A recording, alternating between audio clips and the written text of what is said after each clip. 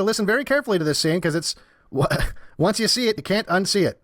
I ralphed on my shoes. Hey, you spewed a little lava. It happens. Yeah, some carnivore I turn out to be. Well, maybe the YMCA just isn't right for you. Yeah, tell it to my dad. He'll never let me live this down. Well, not everybody's cut out to be a carnivore, Rob.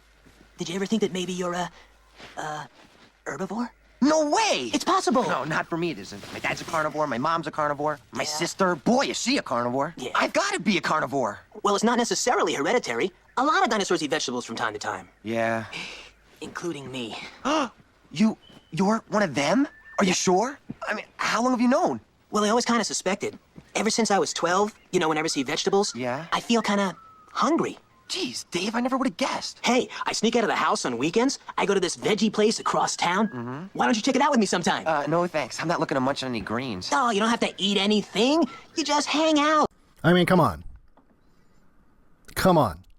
So you have kids watching this. Oh, you don't have to, you don't just maybe come hang out. You don't have to do anything gay. I mean, herbivore, just come hang out at this bar where we are. Again, this is 1991.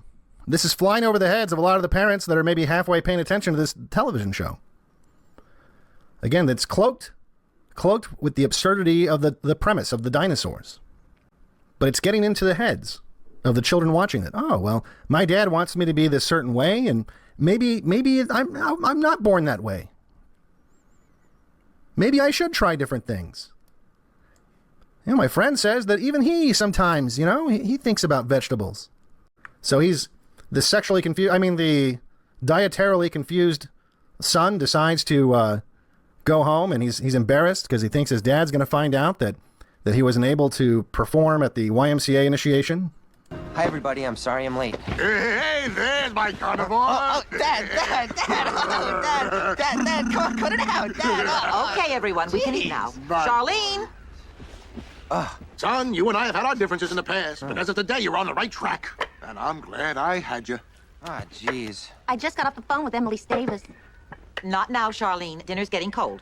She said that Peter Rubin said that Dinah Longson said that her boyfriend said that Robbie coughed up critters at his initiation. Charlene, I'm gonna bite your head off. Ooh, he's not a carnivore. He's a cannibal. Hey, come Hey, here. Robert, is this true? But the whole thing was stupid anyway. Why should I rip apart some poor mastodon? I mean, what did he ever do to me? He was smaller, that's what he did to you. Bigger eats smaller in the carnivore kingdom. That's the way it is. That's the way it's always been. It's the food chain, Robert. Love it or leave it. Yeah, well, there's some dinosaurs that reject the food chain. Yeah, well, you know what we call them? Earl, not at the table. Erbo! Where did you learn that language? Where did you learn that language? You know what we call them? Thinly veiled version of homo. Herbal. And if you don't believe me, it gets more explicit as it goes. That's just the way it's always been. Well, some young dinosaurs don't think that's the way it has to be anymore, Dad.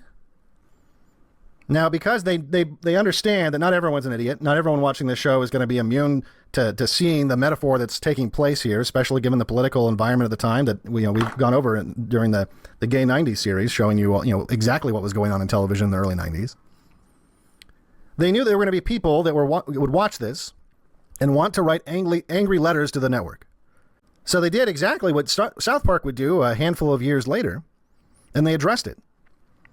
They preemptively attacked and tried to humiliate anyone that was thinking about writing a letter to complain that, hey, I see what you're doing here. You're basically doing a episode about homosexuality in a family-oriented, children's really television show. So when the baby says, he's a herbal instead of a homo, and the mother says, oh, where'd you hear that language? The old doddering mother comes in. It's television. They say whatever they want. Television is responsible for the utter degradation of our society. We should write letters. Mom. What? Get a life. See, get a life. If you think that television is in any way playing a role in the degradation of our culture, you're like this doddering old fool.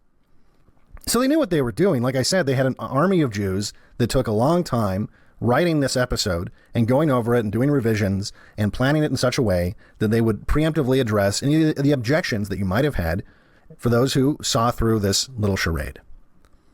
So this is proof positive they knew what they were doing. I don't feel very hungry. Hey, sit down. If your mother can take the time to kill this dinner, you can take the time to eat it. What? Why do we have to eat animals every night? It's possible to get nutrition from vegetables. Uh-oh. Well, it's happened, Franny. The Green Menace has crept into our very home. Robbie isn't one of those radicals. There's one hiding under every bed, Fran. Robbie, I'm going to ask you something. I'm going to ask you straight out. Are you now, or have you ever been an herbivore? This is nuts. I don't have to answer this. You either answer me or you go to your room. Fine.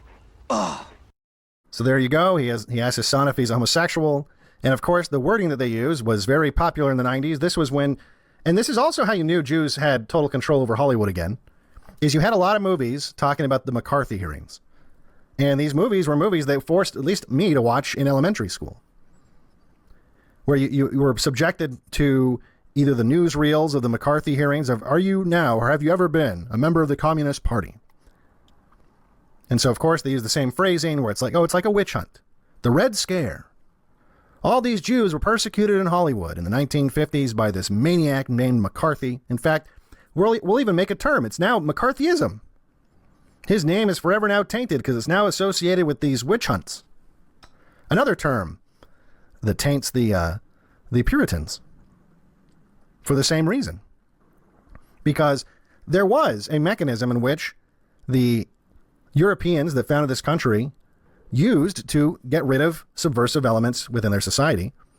And they would have, witch trials, I guess you could say. And well, in the time of witch trials, well, look, we've got these women who are maybe poisoning wells, maybe, doing these, the kinds of I guess the 1600s version of the pink-haired cat lady that is working to undermine society. They would call her a witch. They would have a trial. They'd have witnesses. And if, the society decided that they'd be better off without her, well, pile of wood's over there. Let's put her in it. And you had a more modern version of that during the McCarthy hearings. You had the Gentile society realize we have a subversive element with working within our society.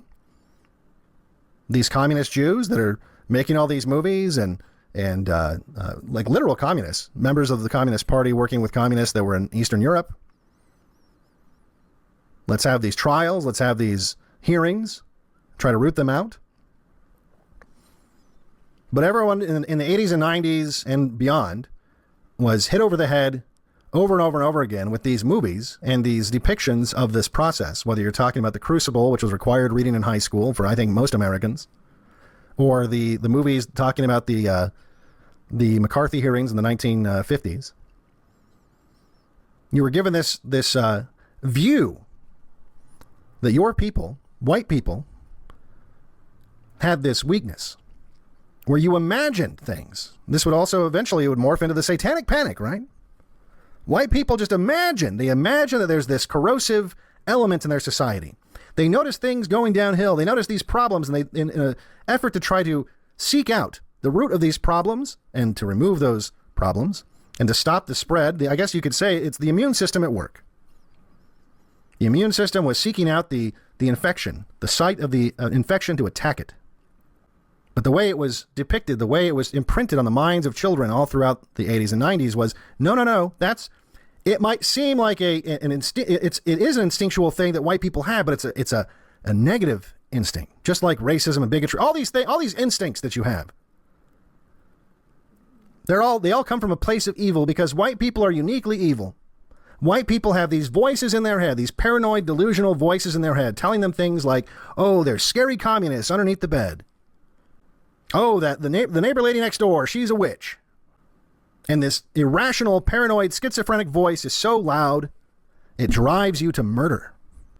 And so in these stories that we're telling you, this transmission of culture, this transmission of values, is you must police that voice. You must subdue that voice. That voice is primitive. That voice is ignorant. That's just a voice that fears change. And it leads to nothing but evil.